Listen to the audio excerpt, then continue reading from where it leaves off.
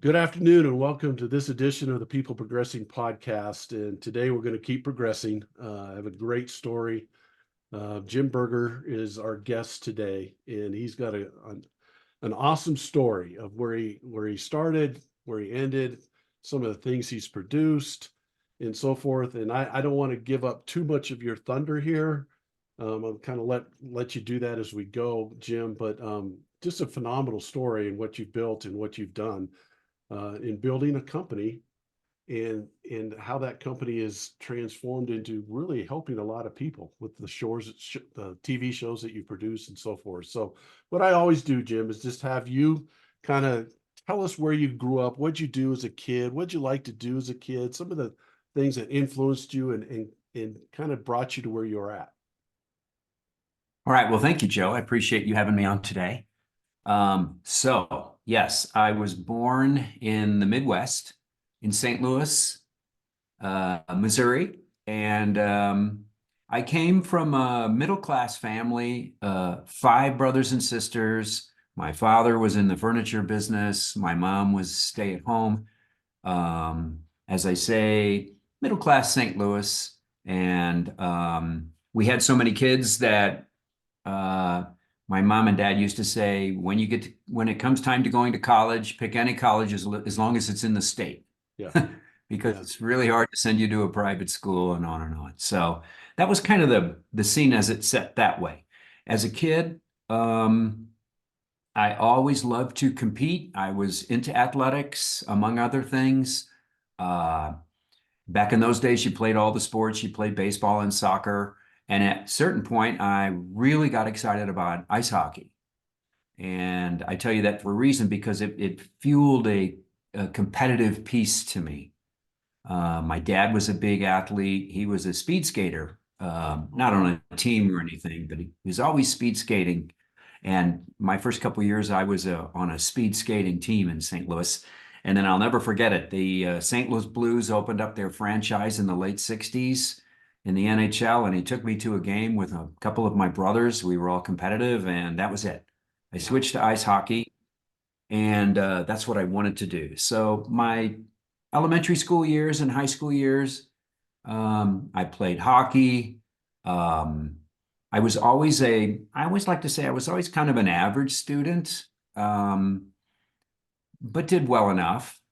And a couple of things happened to really inform my career decisions back then. One, we went to California on a vacation, the whole family, when I was in elementary school, and I'll never forget it. My mom was very into Hollywood and all that. She loved to watch the Oscars every year or the Emmy Awards, and so she arranged to get us all tickets to go to the Carol Burnett show, which was a big variety show back in those days. And we went to Universal Studios and did that whole tour. And I loved all of it. I loved Los Angeles. I liked the Hollywood thing. We went to the Carol Burnett show, and I'll never forget the lights and the camera and the audience. And I thought, wow, this is a world that really interests me. For some reason, it did. And and I always knew, even then, probably in eighth grade, that this is something I want to be involved in. So when I was in high school, I started to get involved in some plays, and I really liked that. I liked the team building of the cast and crew, from the lighting people to the actors, the directing, and all that. I thought was so cool. I loved the way they opened up a play and then they closed it down with the rap party at the end, and it all continued to fuel me about this industry. I knew it was something I wanted to be involved with. I wasn't sure what lane I was going to be down, but it always excited me. That then sort of worked right alongside a trip we took to Colorado when I was a freshman in high school. My aunt was a ski instructor in Aspen, Colorado, back in the 60s. Wow. So we went out to Colorado, all of us once again. And I had two older sisters, an older brother, two younger brothers, and we were all very competitive athletically. So I took to skiing right away. I thought it was the best thing ever. Um, Loved it. And we went out once in the wintertime, and then we went out to Colorado once in the summertime. And now I thought, wow, I love Colorado. I was from St. Louis and I love St. Louis, but it's just not the same. The Yeah. weather's not the same. There's not as much to do. And now I thought, okay, I love Colorado. There's something here. There's an affinity for Colorado that just really excited me. So, um, that said, I went through high school and for whatever reason, well, not for whatever reason, I was scheduled to go to Missouri State down in southern Missouri, but University of Missouri, the big giant school, Mizzou, was starting a club hockey team.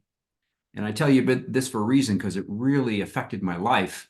Um, that summer, I asked my mom and dad if I could switch schools and go to the bigger University of Missouri where they had a club hockey team. And they said, okay. So I went to Mizzou. And once I got into Mizzou, big school, 35,000 kids, wasn't sure what I was going to do, Joe. Yeah. Wasn't sure yet. I knew in my back of my mind, it was something about the entertainment industry that really excited me. Um, but Mizzou didn't have a big drama department. What they had was a journalism school that was renowned. They were always in the top 2, 3 J schools, the University of Missouri, especially at that time, turning out reporters and anchors and producers, primarily in news.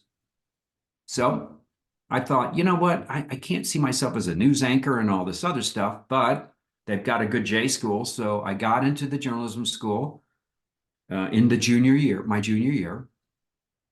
And one of the first classes I took was shooting and editing, photojournalism, because you had to take all the different classes. And the instructor was a veteran of CBS News. He was all around the world doing documentaries and working for news. And there he was in all these locations with his film camera shooting. And I thought, wow, that's cool. And Joe, he showed clips of his work. Yeah. I'll never forget it. That first day. And I thought, wow, that is so cool. That art of shooting and editing, it just aroused a passion in me. So now I thought, okay, um, I think I've got a zenith on my compass. I want to do that. So I got really into it. I knew I didn't want to be a news anchor, writer, producer. I trained for all of it, which was Right. really important for me as a journalist. That's what I wanted to do. So my junior and senior year, while I was playing club hockey, I was also at the local TV news station all the time, working as an intern. I was doing everything I could to better myself as a photojournalist. Um, and then the final piece was this. While I was in the journalism school, I saw the photojournalism magazine, the NPPA magazine, the News Photographers Association magazine, and on the cover was a staff of 8 or 10 people at the NBC affiliate in Denver, and they had just won the award for the nation, the top photojournalism team in the nation of all the news nations, of all the news television stations. And I read the article, and there they were out in the mountains of Colorado, shooting news stories, shooting the Denver Broncos. And I thought, oh my gosh, that's where I want to be. Because these were creative, award-winning camera people. And that's where I wanted to work. And I'd say, that's where I'm going to work. So I graduated and I didn't have a job yet. You know, it's really hard. In the news business, you don't start out in the big markets. You know, it's like baseball. You go down to the AAA teams, you know. Yeah. My first job was in Little Rock, Arkansas at a TV station. And I was only there 3 months. And then there was an opening in Louisville, Kentucky at a TV station, which was a little bigger market. I went there. 6 months later, not even a year out of college, there was an opening for a news cameraman, photojournalist at the station I really wanted to work at. So I applied for it and I got the job. And so here I was at the NBC affiliate Channel 9 in Denver. That was the award-winning station. A year after college, it had taken me two small markets to get there.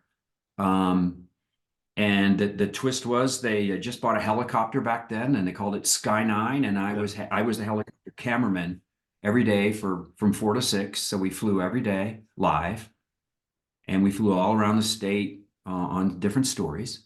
And then I was a general assignment photojournalist, working with reporters, shooting news, shooting sports, but it was under these harsh deadlines of television news, and I excelled at it. I was starting to win awards. I loved it. It was very athletic. It was very creative. Um, I was having a great time and loved Colorado. So, wow, everything conflated right there. Here I am in Colorado. I'm in the entertainment industry. I'm not in the sitcoms or dramas and all that or movies, but I'm in television news. Right. And little did I know that all of that work, the deadline pressure of every day coming in, doing stories, coming back, editing the stories for the 5 o'clock, for the 10 o'clock, was just, whether I knew it or not, was teaching me how to tell story quickly, how to work under deadline pressure. And I loved it. And then about 8 years in, suddenly I just seriously woke up one morning and thought, I think I'm finished with this chapter. I think I'm done. I was starting to burn out a little bit because a lot of the news is feature news, and that's sports, and that's great. But there's a lot of hard news and just bummer news, homicides and kidnappings, and it just starts to burn you out. So I just thought, I don't want to do this anymore. I'm tired of this. And I thought, if now it's time to get in further into this entertainment industry, right? And I thought, well, I didn't want to move to Los Angeles, nor did I want to move to New York. I still loved Colorado. I applied to the American Film Institute in LA to be a director. And if I had gotten accepted to the American Film Institute in LA, I would have moved out there. Yeah. But I was not accepted. I was rejected, right? Probably because I was a news cameraman, not a film major at UCLA. Yeah. That's really, that's a whole thing out there, right? And news cameramen are kind of like, we're at the bottom of the caste system, if you know what I mean. Yeah. Nobody's going to hire a news cameraman to direct a movie. So I didn't get that job. So can I ask a question real quick? I'm sorry, Jim. Yeah, because are you going to yeah, please. Yeah, because I'm fascinated by your story. First question I have is this. What has given you I don't know, the confidence, the power to say, that's what I want to do, I'm going to do it. You know what I'm saying? You come to Colorado, or let's go all the way back. First of all, I've never had a speed skater on our show. I think it's awesome. And then you go to a hockey game, and you see the hockey game, you go, I want to do that. And you do it. So then you start playing hockey. Then you take a trip to California, go to the Carol Burnett show, and you love what you see out there. You love the lights, the cameras, all that. I really like that. I'm going to do it. And you do it. And you get involved with the theater at your high school and so forth, and you get involved with it. Then you say, well, I'm going to go to this Southwest Missouri, but I think I really want to do hockey still. So you make that change and you do it. I don't know if you're getting the pattern here. Then you go to Colorado and you start skiing, you see Colorado and you say, I want to live in Colorado, and you do it. My question to you is, what gives Jim the fortitude, the confidence in yourself to see something, like it, feel your passion for it, and then tell yourself, I'm going to do it, and then do it? That's a good question. I think maybe two things. Number one, my parents, especially both of them, my mom and dad, I'll never forget it. My dad always told me, you know, you know, whenever we go places, you look adults in the eye, you talk to them, and he would say, they're just human beings like you are. He'd say, they have hopes and joys and struggles too, and you never know what's going on behind the scenes with them. But he said, never ever doubt yourself or put yourself in a different place of any other human being. I don't care if it's the CEO of a major company who's 80 years old. And then my mom was very social, and she would say the same thing. Everybody has a story. Listen to their story. Be confident in yourself. That, I think, combined with just, I don't know, maybe it's I had five brothers and sisters. I was somewhere in the middle. Um, I was a little more big families. You're on your own a little bit. You're not indulged. And I just always, Joe, had a piece about me that felt like I'm a confident piece that we're all human beings out there, and no one's better than the other. We're all capable of a great number of things. And if I don't know, I always felt like if I wanted to do something, I'd just figure it out and go do it. That's powerful. And you weren't afraid of the consequence. No, that's a really good second piece because that informed my success throughout my year, especially or my career, especially as a fast forward when I was pitching television shows to network executives that would require maybe $15 million to do a 10 episode series that I came up with in my head. And that takes a whole lot of, from the opposite end, somebody to trust you that it was never disingenuous, but I just always felt like it could work and it could be done and I could do it. And people trusted that. Um, and that's because I always felt like it could happen. Yeah.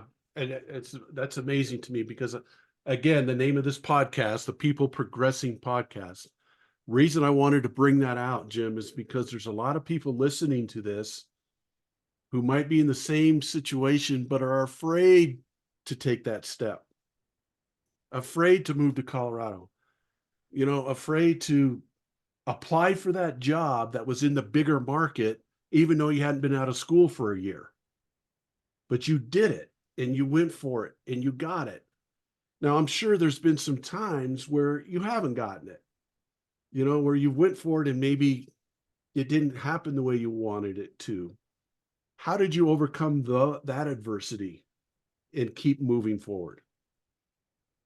For sure, because yeah, within all those wins, there were within all those big spikes of wins, there were 100 times as many spikes as losses. Right. 100 times as many rejections in all areas, especially as I went on to pitch my own television shows in my business.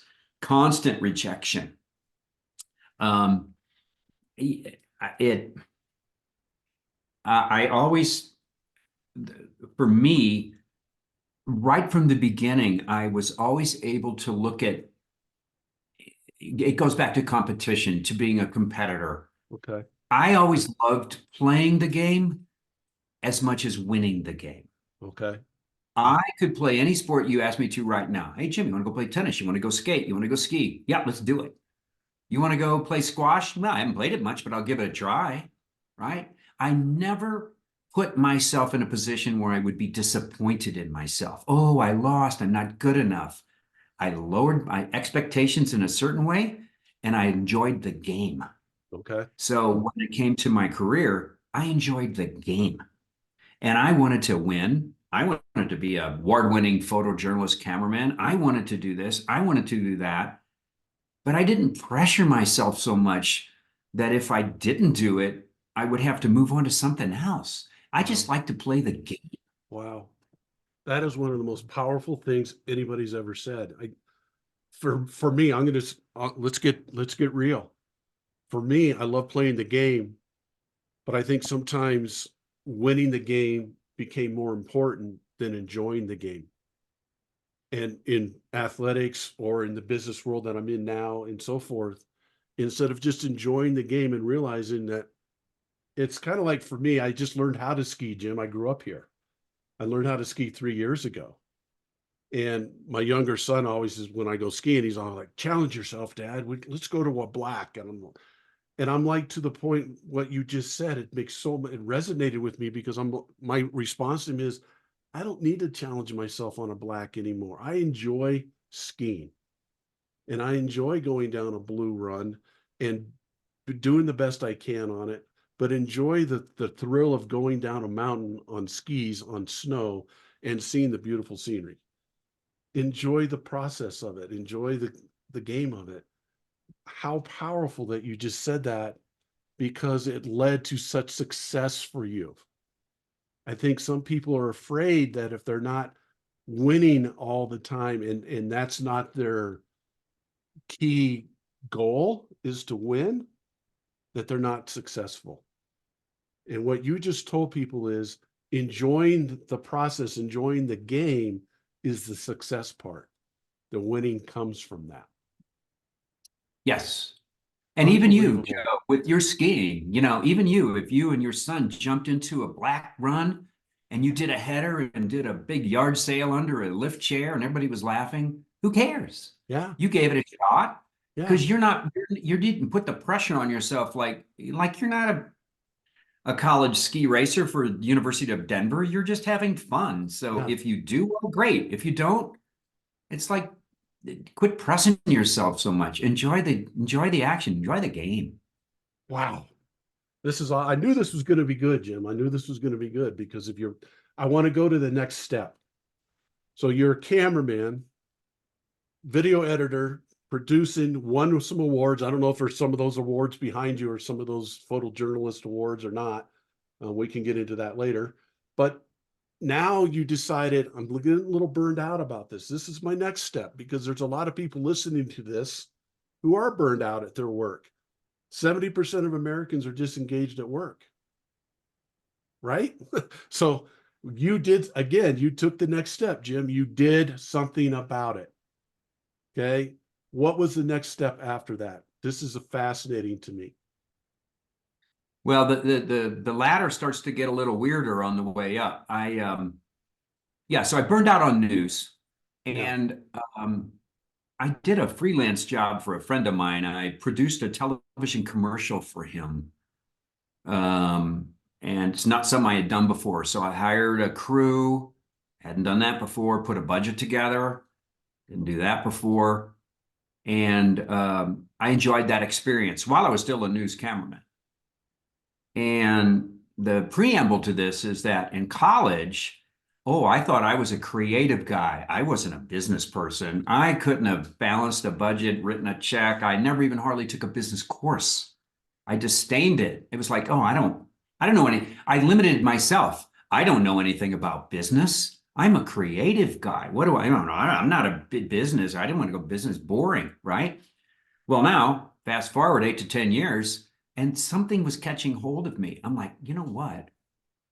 My dad was really good at business. My brothers were all in business. At that point, I don't know, something was like, hmm.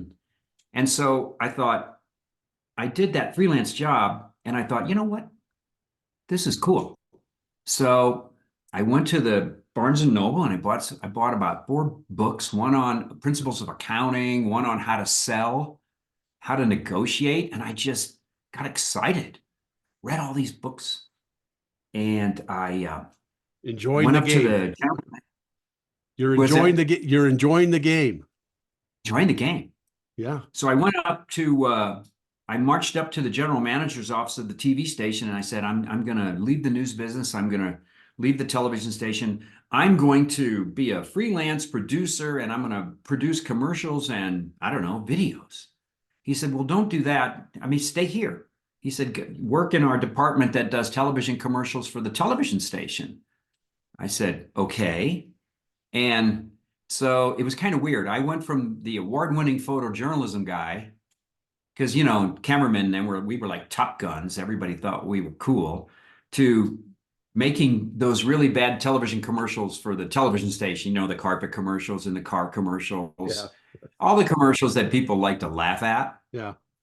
for the small business people in Denver that were selling their stuff.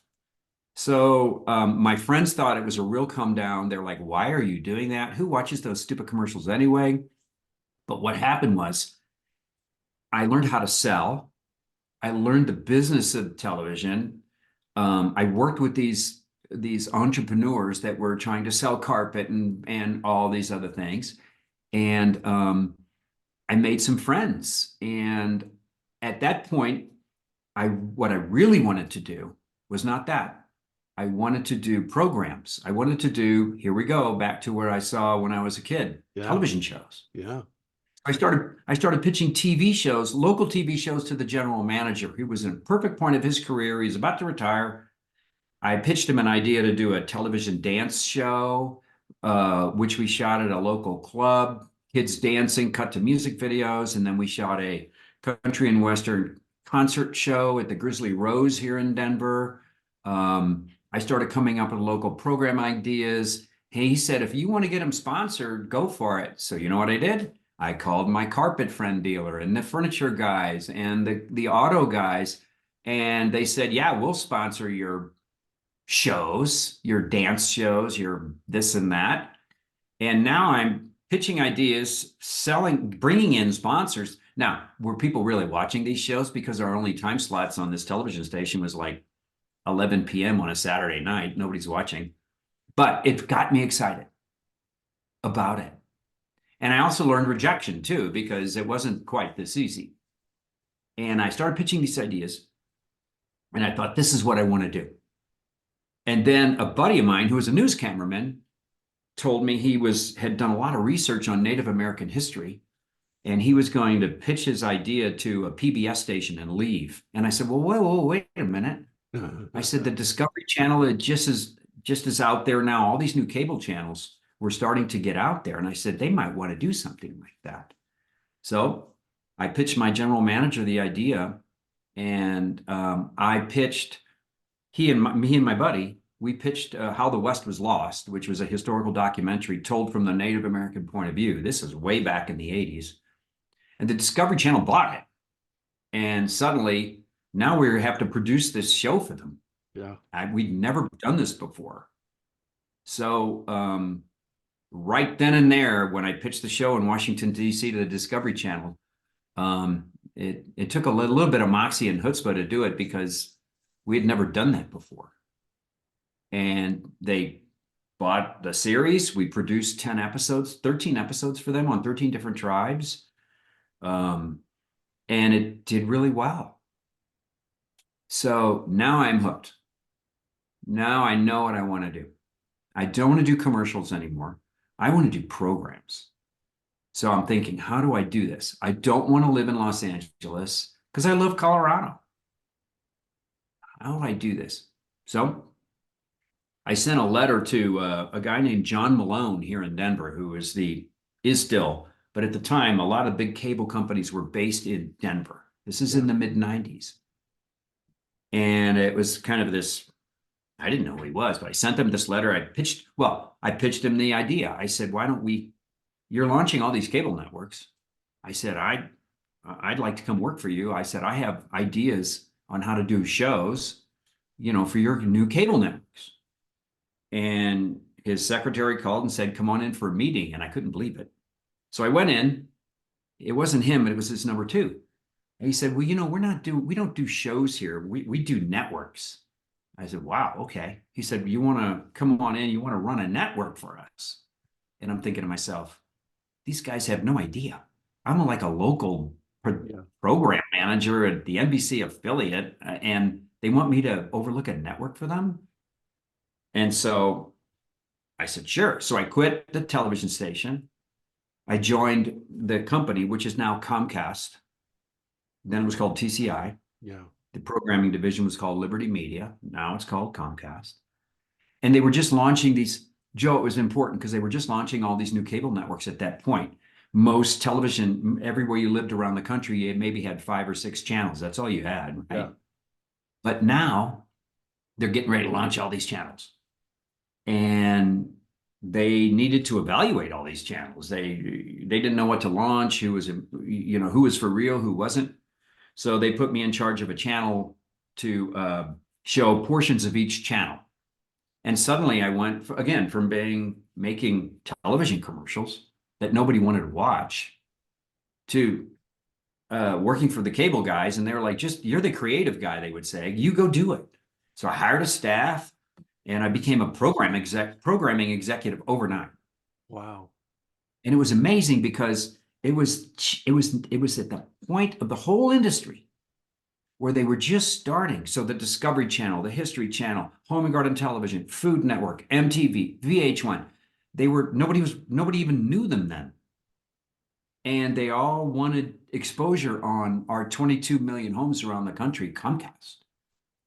And my job was to promote them, get them out there. So like if you're in Denver, every Thursday night on my channel, you could watch the Sci-Fi Channel. Friday nights, you could watch MTV. And I would take their programs and schedule them on my 24-hour network. So I got to know all these presidents of all these channels. They needed me, Yeah. right? They needed our exposure. Well, 3 years into this, now I'm a program executive for cable, and it was fascinating because it was behind the scenes grad school on how cable works, how pay-per-view works. We worked with Stars Encore. We worked with all the different cable executives. So I got to see local television station, how they work. Now I get to lift the veil behind the cable network industry. Right. So 3 years in, it's all going great. But 3 years in, technology catches up. The plan was ready to go. We now went digital in all of our systems around the country. So we went from 7 channels on your system to 22, to 40, to 60, to 80, to 100, to 150. Now we're rolling out all these channels that you can only kind of see on my channel. And bottom line is, they really didn't need my channel anymore. Right. It was obsolete.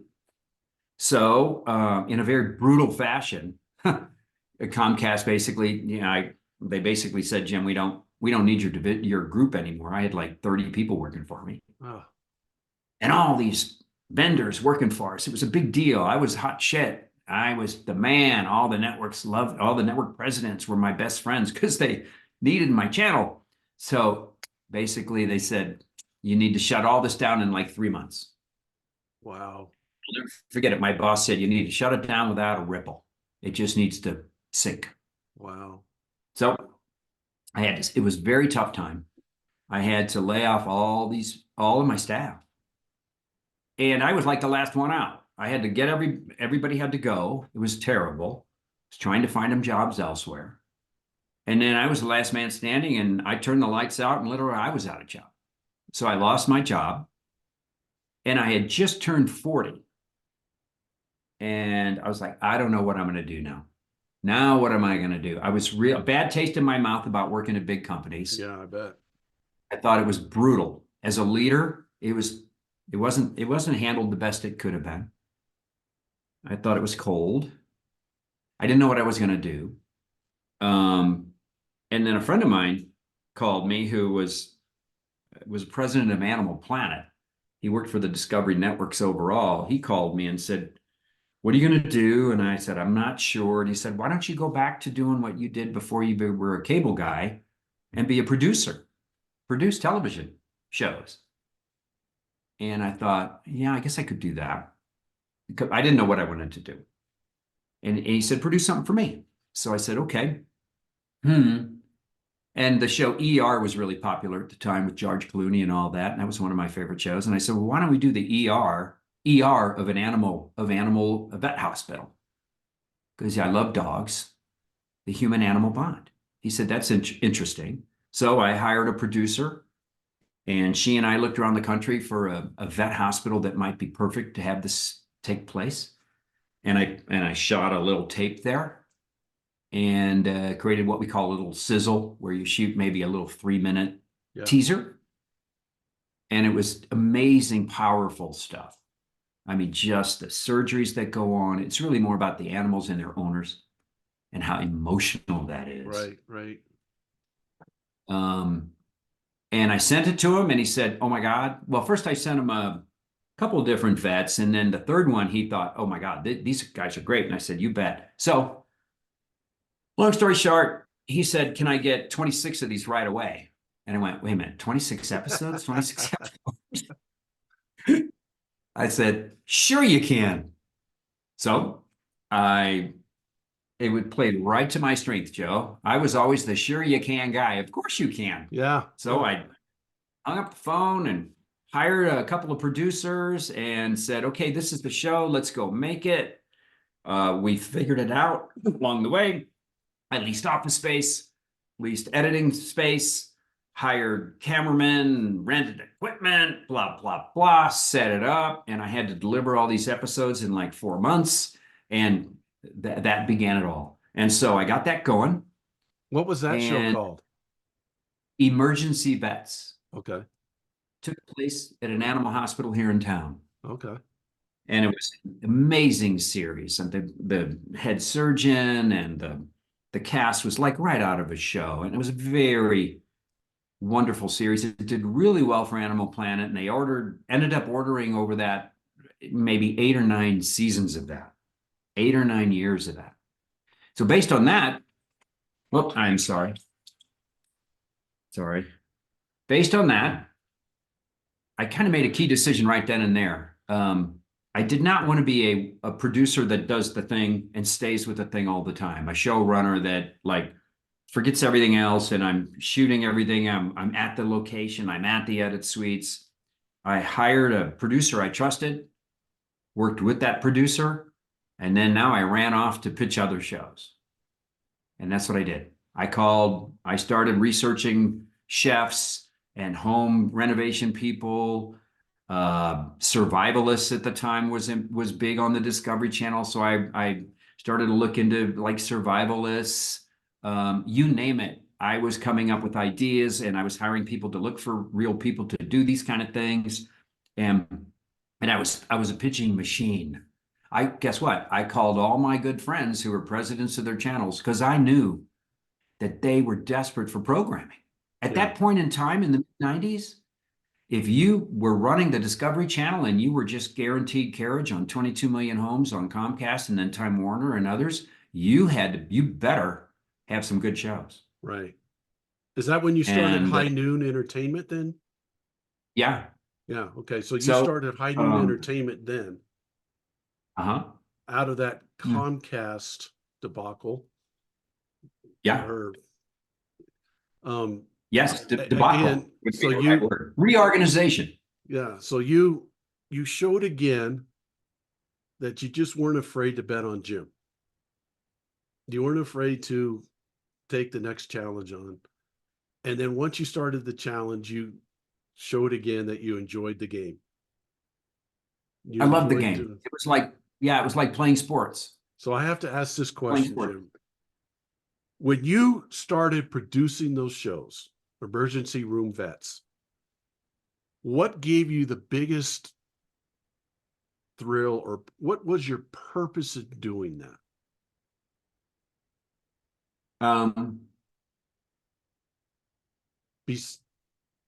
There had to be something behind your reason.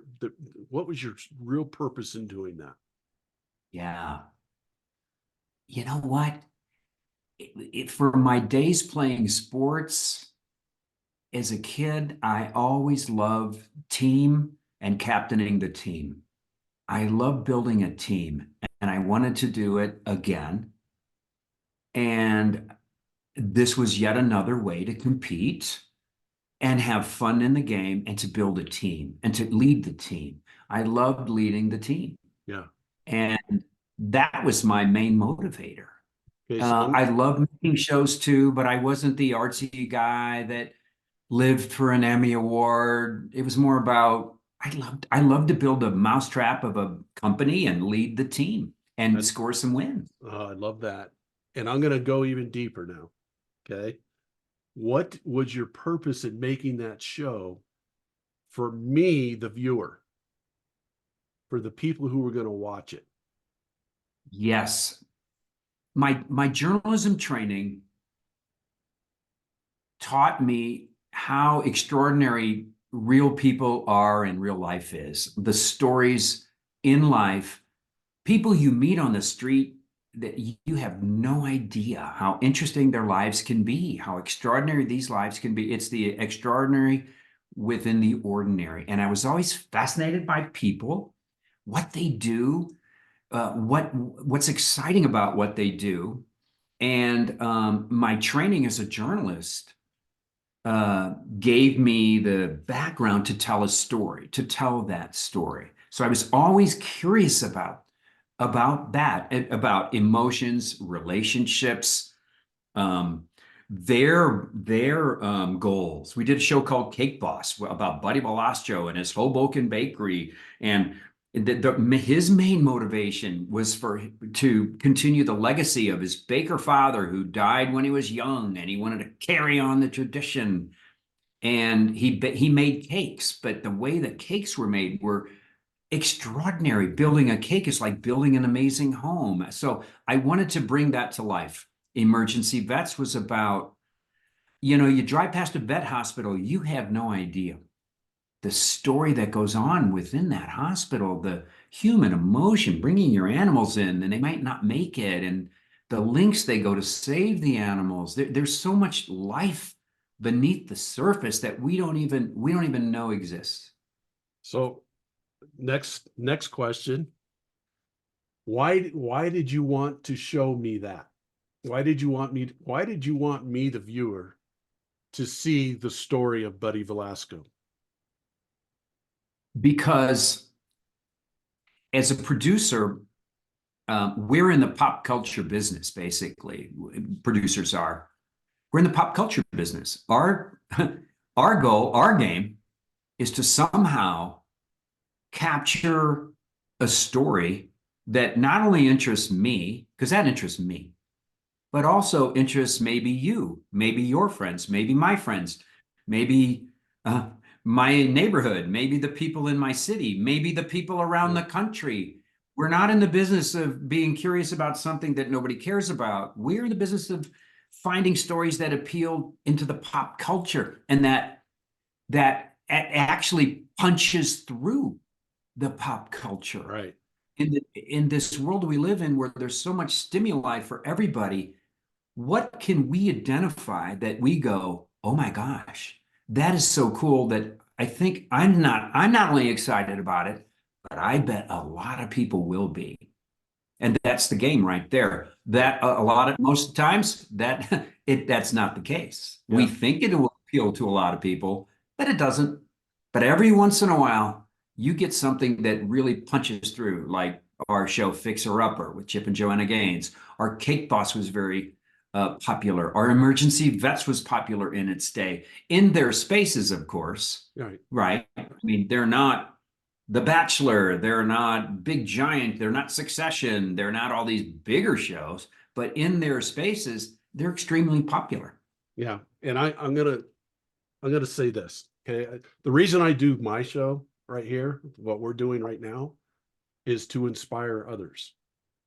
Okay. So what you're doing with those shows is inspiring people to go out and do those things. I use I don't know if you've ever seen the show Dr. Pol. Yes. Um, so I use that in my presentations when I go out and speak to people all the time because Dr. Pol inspires me.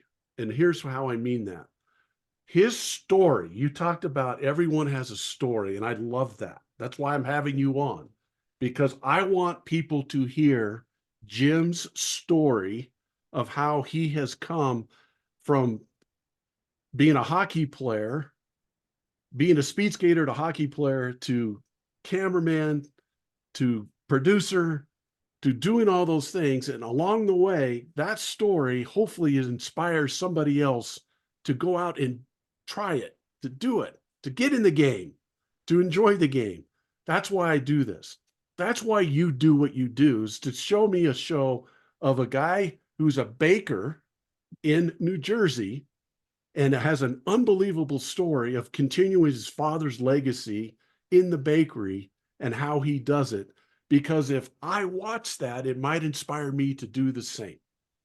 So when I watch Dr. Pohl, and he's almost 90 years old and still a practicing vet, he still goes to a farm, goes to a cow that's having problem in labor. Excuse my if this is too graphic, but he sticks his hands inside the cow and pulls the cow out at 90 years old and has a smile on his face doing it. That's inspiring to me because it's real. It's not made up. That's a real story. And what you're doing with your shows is you're inspiring people to get out of their comfort zone, to get out of there and to learn and grow and progress and keep doing those things. And I love your story because you have done that your whole career. And now you're taking shows and you're doing that with other people's stories and having their story help inspire others as well. You can tell I get fired up about this. I love what you've done. And I think it's incredible. What would have happened, Jim, if Jim along the way would have said, well, I just got released at Comcast. I think I'm just going to go back to my safety zone and be a cameraman for Channel 9 again. What would Jim's life would have been then? Right. Unfulfilled? Right. Yes, unfulfilled. Absolutely unfulfilled. No, you're right about that. Yes, I believe that everyone listening here, your life is its own story. It's its own chapters and narrative, and it is up to you to take some pressure off yourself. Don't overthink it. You know, find your passion and be confident about it and go have fun and do it. Yeah. And see it. That's the final piece about me. I always, you know what? It sounds weird, but when my first job as a news cameraman, I could look ahead 5 years. I really could and said, am I still going to be doing this in 5 years? And then once I switched and once I started my company that I finally left after 27 years, I could look ahead year to year, 5 years out. And I could close my eyes and see what I would be doing and imagine what the company would be doing, how it would have grown, places that new networks we could be doing, the kinds of shows I wanted to be doing that were always bigger and stronger. Could we do those shows? I could just see it.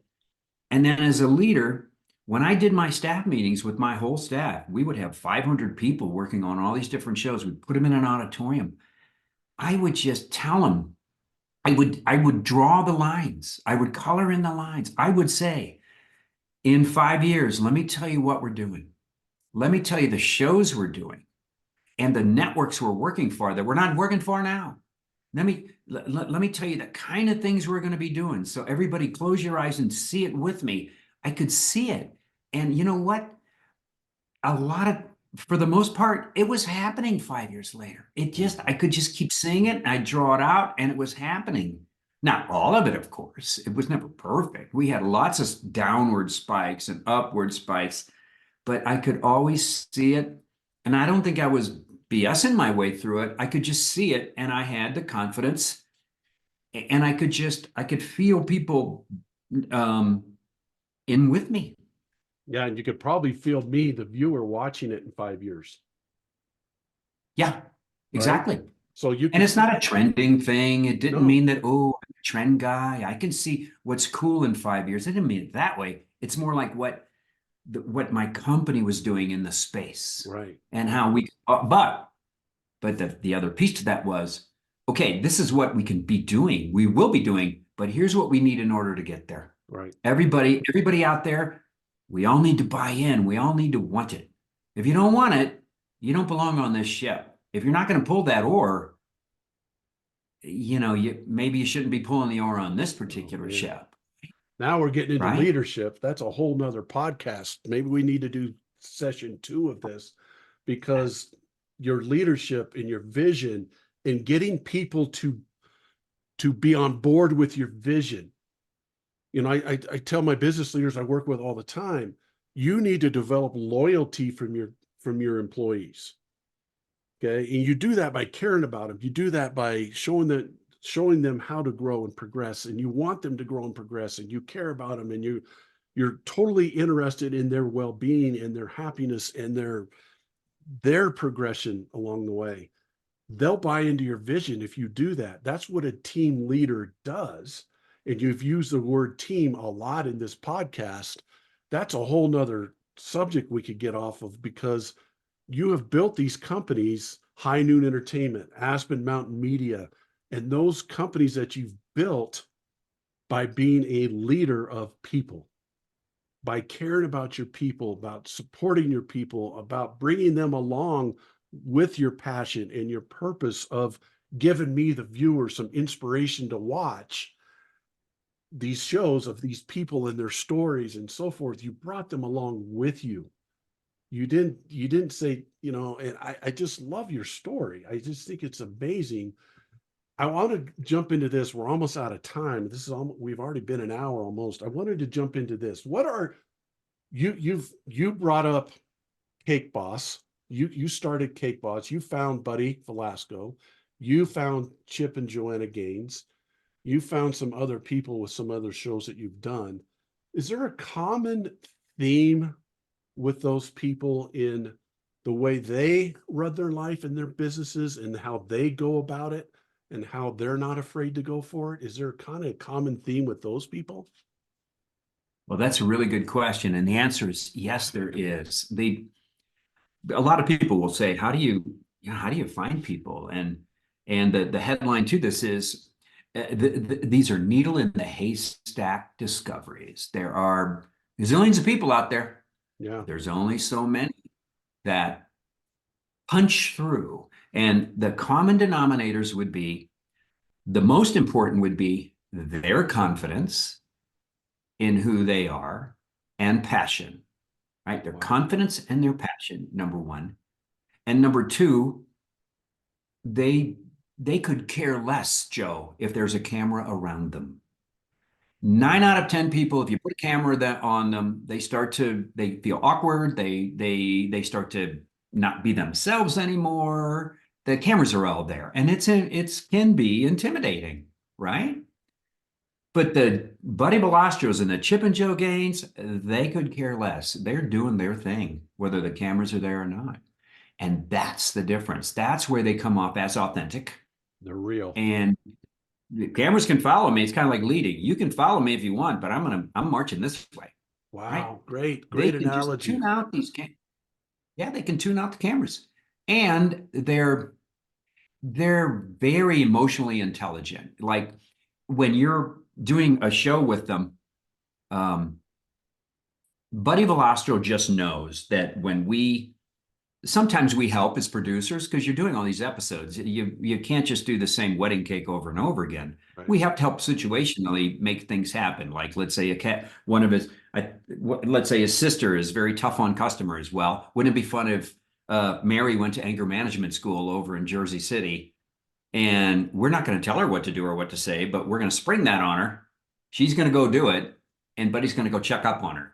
Well, both he and his sister know that cameras are around, so they're going to be just a little bit bigger than they normally are. Yeah. They're just naturals. They're not actors, but they're naturals. So it's very few people. Chip and Joanna Gaines, she is the brightest bulb in any room. She's super smart. She's so intelligent. Chip loves her. And it just comes through. It's very natural. He's not, there's no faking. And they're just who they are, whether the cameras are there or not. And they're That's awesome. confident, they're passionate. This has been amazing. I want to be cognizant of your time. I have 3 questions for you. I wrote a book called The 3 Ps, Finding Your Purpose, Perspective, and Passion. You've used the word passion a lot today. I asked those 3 questions to my guests. And the first one, Jim, is what's your purpose in life? To get my kids through school? No. Okay. I'll start that again. What's my purpose? What's my purpose in life? My purpose in life really is to lead a good, uh, kind life, and I think inspire just everyone about the extraordinary among the ordinary of all of us. Awesome. Man, that's awesome. So I skip over perspective. I'll tell you why in a second, but what is your passion? What's your passion in life? What do you love to do? I know you love to ski and those kind of things, but I like to lead teams. I like to whether it's playing sports or building a business, I like to work with people. yeah, I enjoy that. I see it as a very impersonal, non-egotistical, fun way to navigate life with people. love it. And I always say people, your purpose equals your passion equals your purpose. And I also say that you find your purpose when your purpose is greater than yourself. And I think you've demonstrated that today a lot.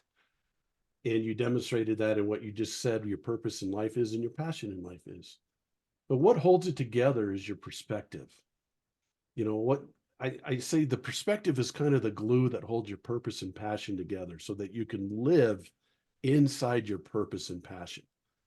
It's easy for Jim to tell me what his purpose and passion is. The challenge is being able to live in that every day. And what holds that together is your perspective on life because things come at us that try to take us out of our perspective, right? You mentioned it. Comcast comes to you and says, "Oh, we're going to do away with your whole department. You got to fire 30 people and you're done." That's something that can come in and burst your bubble and take you out of your purpose and passion really fast. You love leading teams. You were leading a team. You love people. You were leading a bunch of people. And all of a sudden they came in and took that away from you. So they were trying to take you out of your purpose and passion there. So you had to have some kind of a perspective there that kind of held that together so you can continue on. What's your perspective on life? I I think I always feel like everything is happening for a reason for me in my story in life. And the rejections and the all of that, the downward parts of my life, there's meaning there. And whether I like it or not, it's happening and I'm rolling through it and there's a meaning to it. And it's gonna level back and don't take it that seriously. Wow. Enjoy the game. Enjoy the game. We talked about enjoy the game. Don't put so much pressure on the win and loss. Just Yeah. have fun playing the game. Jim, I knew this was going to be great. I hope it was as good for you as it was for me. Very insightful. And thank you for sharing your life story because your life story is very inspiring to others. How you've gone through ups and downs, overcome them, your people first, team first, not afraid to go for it, okay with the result. If it doesn't happen, I'm going to keep going for it. You've brought us Chip and Joanna Gaines. You've brought us Buddy. You've brought us so many things that inspire us on a daily basis. Thank you today for taking the time to share your story to help inspire others. You've done an unbelievable job of sharing other people's stories to inspire people. Thank you for sharing your story to inspire people. Thank you so much. And thank you, Joe. I appreciate you having me on today. Thank you so much for listening today to the People Progressing podcast with Jim Berger. Um, Share this, download it, share it with your friends. It's inspiring. It helps you, helps others. Um, just keep growing it. I want to keep growing my podcast. I want to keep growing these stories out there so people can keep growing and progressing. So as I always say at the end of this, always, always, always keep growing and progressing. Thank you so much for listening and have a great day.